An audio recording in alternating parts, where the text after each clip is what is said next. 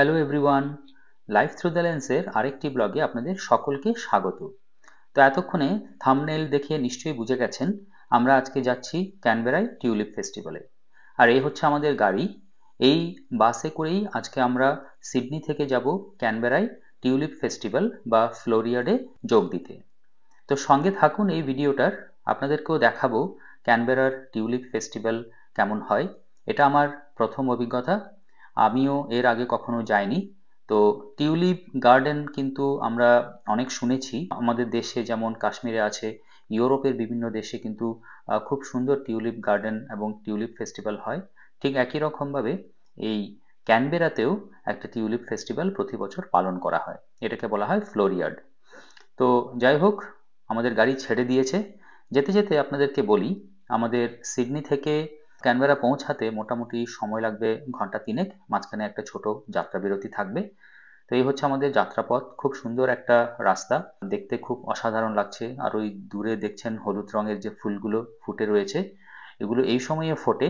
এটাকে বলা হয় এখানকার ক্যানোলা ফিল্ড। আমরা যে ক্যানোলা তেলটা খাই, এই ফুলগুলো থেকেই যে বীজ হয় সেখান থেকেই কিন্তু এই তেলটা তৈরি হয়। তো যাক, যেতে যেতে দেখলাম পথের ধারে বেশ সুন্দর একটা পাওয়ার প্ল্যান্ট, উইন্ড পাওয়ারের। তো খুব ভালো লাগছিল এই জিনিসটাকে দেখতে, বেশ এনভায়রনমেন্ট ফ্রেন্ডলি। আর অস্ট্রেলিয়াতে কিন্তু প্রচুর অপশনস রয়েছে তাদের, যেহেতু এত জায়গা, তো যে কারণে এটা কিন্তু খুব ভালো একটা পাওয়ার প্রোডাকশন অপশন। হাতের বাঁ দিকে যে লেকটি আপনারা দেখতে পাচ্ছেন, এটা হচ্ছে লেক জর্জ। ইতিহাসের পাতা ঘাটলে জানা যায় এই লেকটি বেশ কয়েকবার অনাবৃষ্টির কারণে শুকিয়ে গিয়েছিল। শেষবার এই লেকটি যখন শুকিয়ে যায় সেটা খুব সম্ভবত 2000 সালের দিকে। তো আবার এই লেকটি জলে পরিপূর্ণ হয়ে ওঠে 2016-তে।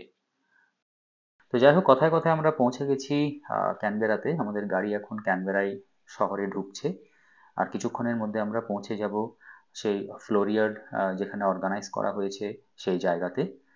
আর ওই যে দূরে দেখতে পাচ্ছেন সেটা হচ্ছে অস্ট্রেলিয়ার পার্লামেন্ট হাউস, সেখানেও আমরা যাব। এই হ্যালো এভরিওয়ান, তো আমরা এখন আছি ক্যানবেরাতে টিউলিপ ফেস্টিভ্যালে।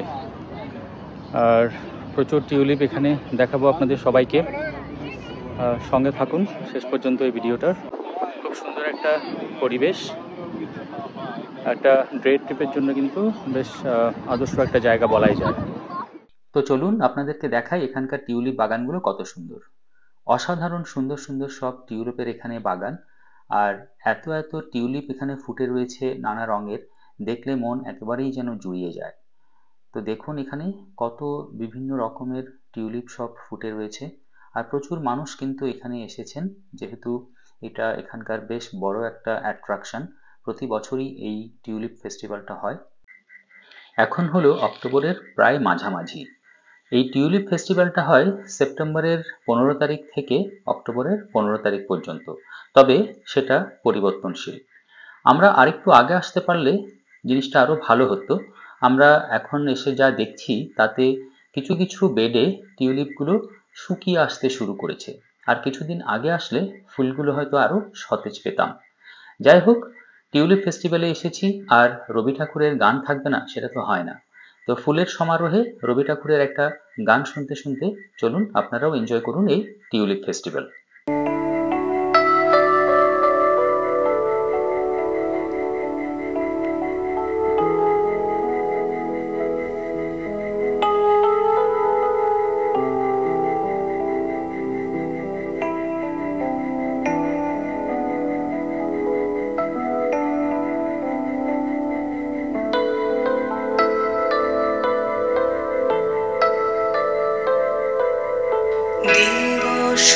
রজনী আমি যেন কার আশায় আশায় থাকি, দিবস রজনী আমি যেন কার আশায় আশায় থাকি, তাই চমকিত মন চকিত শ্রবণ তৃষিত আকুল আখি।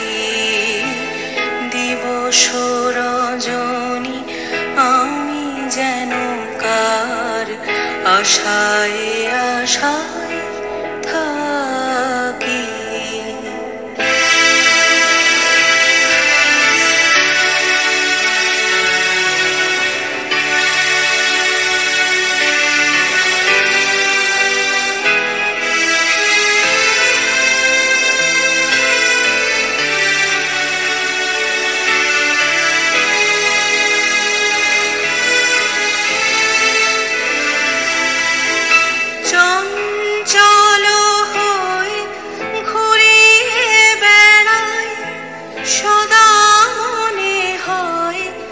যদি দেখা পাই চঞ্চল হয়ে ঘুরিয়ে বেড়াই, সদা মনে হয় যদি দেখা পাই কে আসিছে বলে চমকিয়ে যাই, কাননে ডাকিলে পাখি।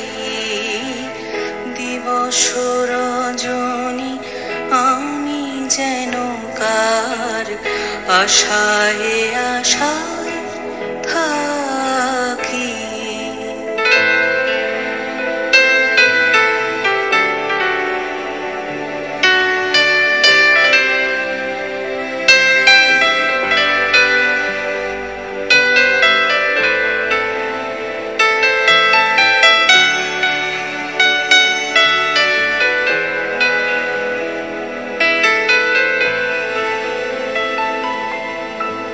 জাগরণে তারে না দেখিতে পাই, থাকি স্বপ্নের আশে। ঘুমের আড়ালে যদি ধরা দেয় বাঁধিব স্বপ্ন পাশে।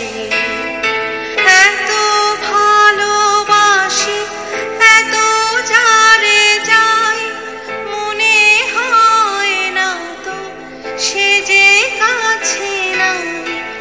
এত ভালোবাসি এত যারে যাই, মনে হয় না তো সে যে কাছে নাই।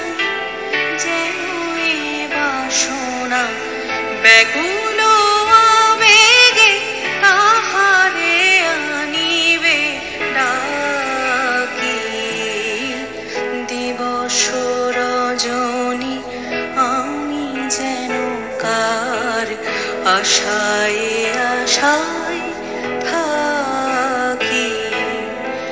দিবস রজনী আমি যেন কার আশায় আশায় থাকি।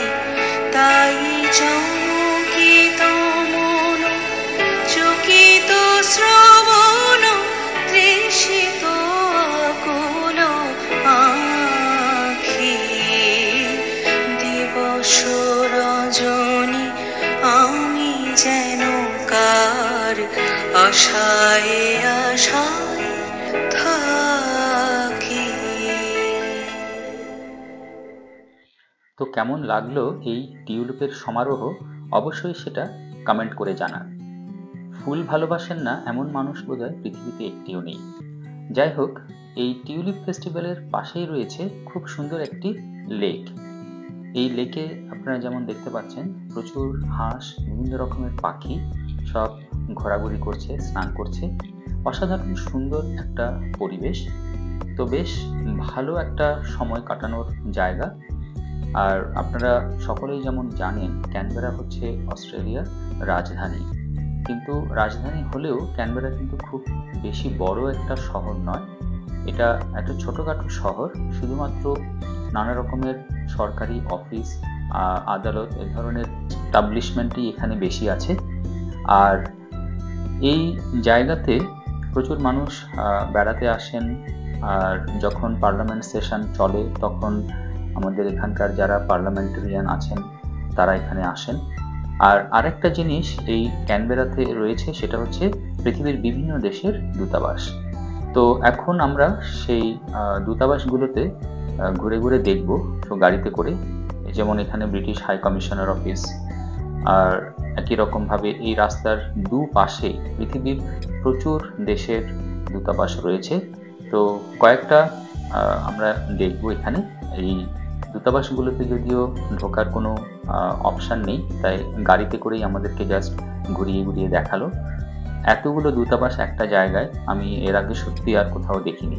এখানে যেমন ব্রিটিশ হাই কমিশন ক্যানবেরা, তারপরে আপনার এখানে রয়েছে আবার নিউজিল্যান্ডের একটা হাই কমিশন, আর চায়নার হাই কমিশন, টার্কির হাই কমিশন, ইউনাইটেড স্টেটসের হাই কমিশন।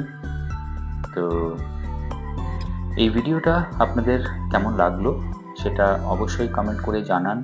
যদি এই ধরনের আরও ভিডিও আপনারা দেখতে চান সেটাও কমেন্ট করুন।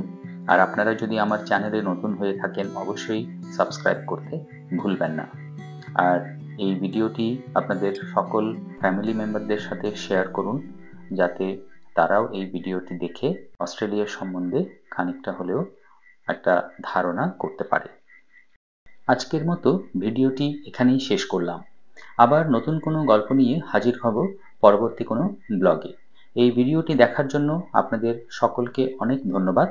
আপনারা সবাই ভালো থাকবেন।